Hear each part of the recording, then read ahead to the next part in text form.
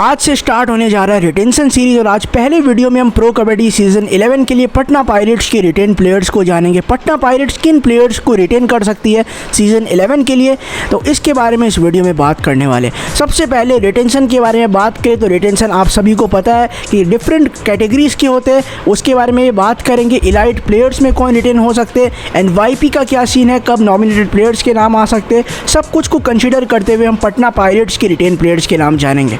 सबसे पहले मैं आपको ये बात बता दूं, लास्ट सीजन हमें अनगिनत रिटेंशंस देखने को मिले थे। कैटेगरी वाइज जो कहा जा रहा था 2 प्लेयर्स रिटेन होंगे, ऐसा नहीं था। इस बार भी कुछ ना कुछ जरूर एक्स्ट्रा चेंजेस होने वाले, जिसके बारे में आगे अपडेट मिलेगा तो बताऊंगा।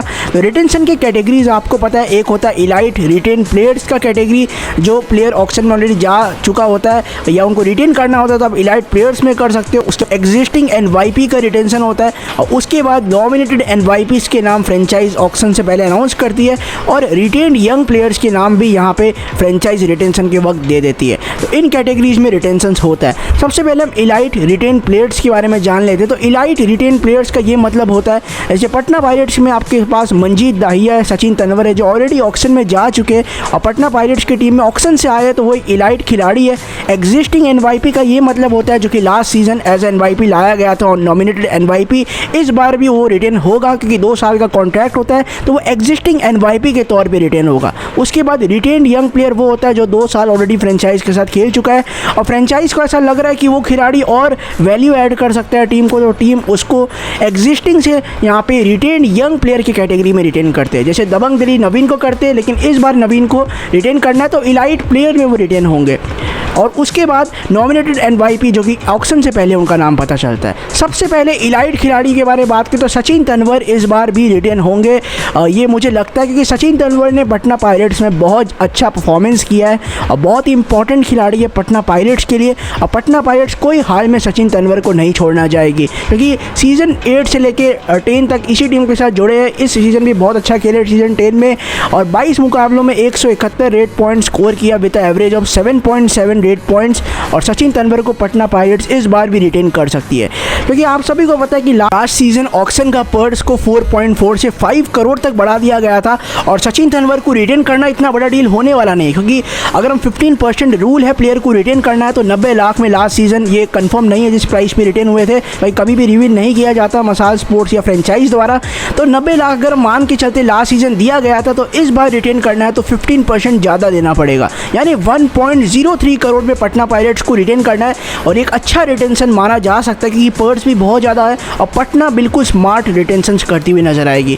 दूसरे प्लेयर यहाँ पे कृष्ण धुल होने वाले, ये भी एक इलाइट खिलाड़ी कहलाएंगे क्योंकि ये ऑक्शन में जा चुके हैं। लास्ट सीजन पटना पायरेट्स ने इनको खरीदा था और आपको पता ही होगा ये भी अराउंड 17-18 लाख के आसपास बिके थे और इस बार भी अच्छा परफॉर्मेंस किया है। इस सीज़न बहुत अच्छा खेले और पटना इनको रिटेन करने वाली है क्योंकि इन्होंने 24 मुकाबलों में 78 टैकल पॉइंट स्कोर किया विद एवरेज ऑफ 3.25 और कृष्ण धुल को भी पटना पायरेट्स रिटेन करना चाहेगी। इतने बढ़िया परफॉर्मेंस इन्होंने दिखा दिया है और लास्ट सीजन 10 के ऑक्शन में 17.2 लाख में खरीदे गए थे, इस बार रिटेन करना है तो 19.78 लाख देना पड़ेगा।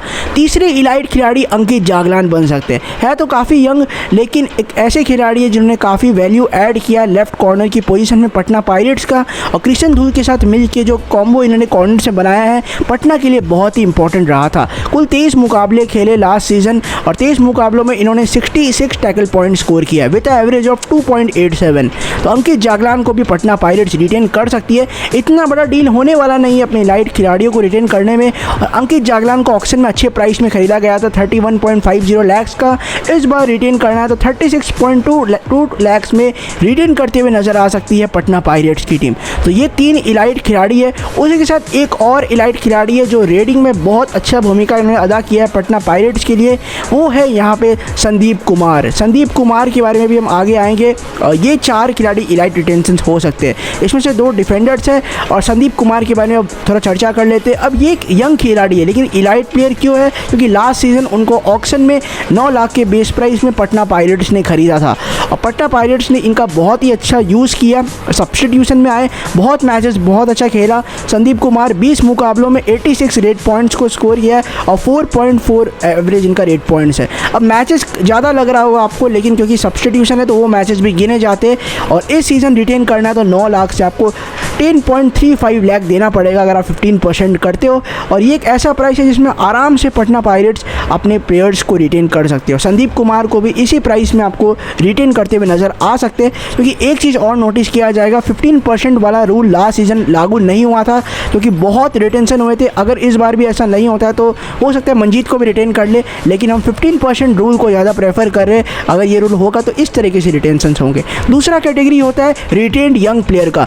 3 प्लेयर्स है, रंजीत नायक, मनीष धूल और थियागर्जन युवराज। रंजीत नायक ने 17 पॉइंट स्कोर किया था, मनीष धूल जिन्होंने 13 टैकल पॉइंट स्कोर किया, और साथ ही में जो तीसरे प्लेयर का मैंने आपको नाम बताया थियागर्जन युवराज, उन्होंने भी 6 टैकल पॉइंट स्कोर किया है। और पटना पायरेट्स के लिए मनीष धूल लास्ट ईयर भी रिटेन हुए थे रिटेन्ड यंग प्लेयर में, इस सीज़न वो रिटेन्ड यंग प्लेयर भी रिटेन होंगे। और साथ ही में जो 2 खिलाड़ी है थियागर्जन युवराज और रंजीत नायक, ये दोनों को नॉमिनेटेड एनवाईपी में लाया गया था सीज़न 9 में और 2 साल हो चुका है, इसीलिए वो रिटेन्ड यंग प्लेयर में अब रिटेन होने वाले। तो ये 3 अच्छे यंग प्लेयर रिटेंशन हो सकते हैं। एनवाईपी के बारे में बात करें तो सुधाकर, अभिनंदन सुभाष और कुणाल मेहता, ये तीनों प्लेयर्स लास्ट सीजन के एनवाईपी थे, नॉमिनेटेड एनवाईपी। और जैसे मैंने आपको ऑलरेडी बताया कि नॉमिनेटेड एनवाईपी का कॉन्ट्रैक्ट 2 साल का होता है, इस बार भी ये खिलाड़ी रिटेन होने वाले हैं, नॉमिनेटेड नहीं एग्जिस्टिंग एनवाईपी के रोल में। नॉमिनेटेड एनवाईपी के नाम फ्रेंचाइज ऑक्शन से पहले रिव्यू करेगी और ये तीनों प्लेयर्स 100% रिटेन होने वाले प्रो कबड्डी के रूल के आधार पे। और सुधाकर एम उसमें सबसे अच्छे रिटेंशन होंगे। 19 मुकाबले खेले, 103 रेट पॉइंट स्कोर किया है और 5.42 का एवरेज रहा था सुधाकर एम का। ऑक्शन से पहले ही बहुत फेमस हो गए थे सुधाकर, बहुत अच्छा परफॉर्मेंस इन्होंने लोकल टूर्नामेंट्स में किया। और इस बार 9.66 लाख एक नॉमिनेटेड प्लेयर का अमाउंट होता है, तो 11.10 लाख में सुधाकर, अभिनंदन सुभाष और साथ ही में कुणाल मेहता को रिटेन किया जा सकता है। क्योंकि ये रूल है कि कोई भी फ्रेंचाइज को खिलाड़ी को नॉमिनेट करते हैं तो उनका प्राइस 9.66 लाख का होता है। 15% अगर हम करेंगे तो ये प्राइस निकल के आता है जिसमें तीनों प्लेयर्स रिटेन होंगे। तो समझ लो आप 34 लाख में आप तीनों एनवाईपी को रिटेन कर सकते हैं कि 3 एनवाईपी साइन हुए थे पटना के लिए लास्ट सीज़न। तो ये आपको मैंने बताया उन खिलाड़ियों के बारे में जो कि रिटेन होते हुए नज़र आ सकते हैं। बिल्कुल प्रैक्टिकली सोच है।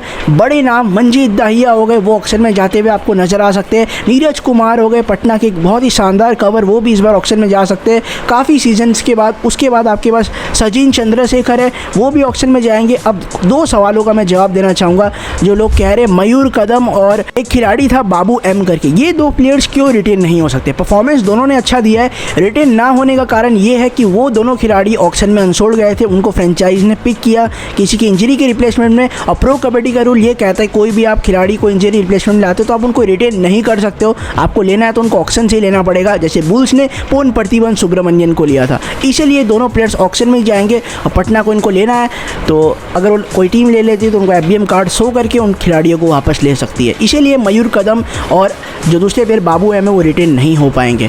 तो ये मैंने आपको बताया। और मेरे जो रिटेंशन कैटेगरीज में मैंने किया तो 2.55 करोड़ के अराउंड सारे प्लेयर्स रिटेन हो सकते हैं, जितना मैंने आपको प्लेयर्स के नाम बताए। इसमें एक और चीज़ आप ऐड ऑन कर सकते हो कि नॉमिनेटेड प्लेयर्स के जैसे नाम आएंगे 3 से 4 प्लेयर्स जिसको पटना लेने वाली है, तो उनके प्राइस को मिला के करीब 2.93 करोड़ में आराम से रिटेन कर सकती है पटना पायरेट्स की टीम। और लास्ट सीज़न अच्छा खेली थी पटना, क्वालिफाई हुई, इसीलिए ज़्यादा प्लेयर्स को अच्छे पैसे में रिटेन कर सकती है। पैसे उतने ज़्यादा आपको रखने नहीं है, 3 करोड़ में आप आराम से प्लेयर्स को ले सकते हो। अभी 30-40 लाख अभी नॉमिनेटेड एनवाईपी में खर्च होगा, इसीलिए मैं कह रहा हूँ 2.9 लाख के अराउंड रिटेन प्लेयर्स हो सकते हैं। और बचे हुए जो 2.5 करोड़ है उनमें से कोई 1-2 बड़े नाम को आप ला सकते हो, जो आपको लगता है कि रेडर की भूमिका में कोई नामी रेडर हो उनको आप ला सकते हो। कि संदीप और सुधाकर आपके पास ऑलरेडी अच्छे खिलाड़ी है, कवर्स को आप अच्छा कर सकते हो अच्छे प्लेयर को ला के। तो ये होने वाला है पटना पायरेट्स के रिटेन प्लेयर्स मेरे अकॉर्डिंग जिन्होंने अच्छा परफॉर्मेंस किया है। अब अगर 15% वाला रूल नहीं है, क्योंकि लास्ट सीजन हमने देखा था बहुत रिटेंशन हुए थे, अगर ये रूल नहीं है